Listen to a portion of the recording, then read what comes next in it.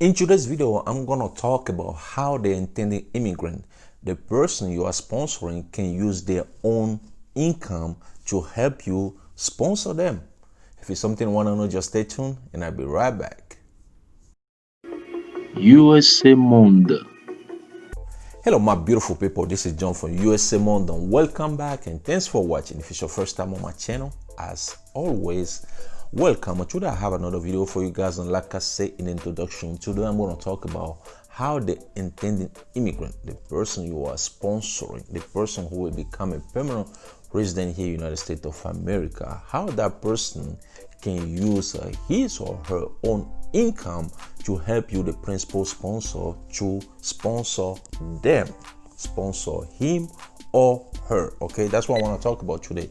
You know that if you are a sponsor, okay, you petition or you sponsoring the intended immigrant, you sponsoring maybe your spouse or your child, but you don't meet the income requirement, you have to look for a joint sponsor. You have to look for a household member to help you financially to sponsor the intended immigrant, right?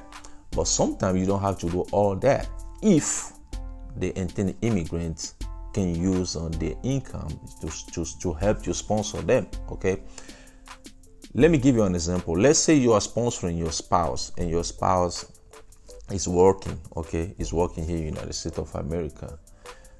That spouse, your spouse, can become a household member to help you help him, to help you help her, but you have to meet two requirements in order to do that. Okay, so the first one is if you the principal sponsor and the intended immigrant, in this situation your spouse, have the same residence, yes, that person can use his or her income to help you sponsor him or her. Okay, and also that intended immigrant will show proof that his or her income will come from the same source after he or she becomes a permanent resident.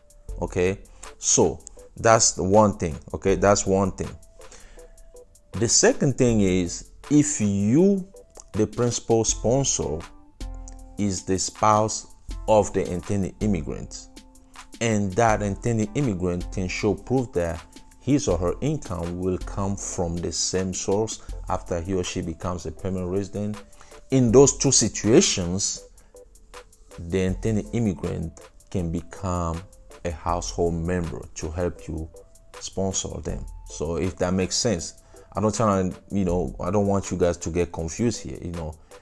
The first part is the intended immigrant live in the same residence as you, the principal sponsor, and at the same time that person's income will come from the same source after he or she becomes a permanent resident.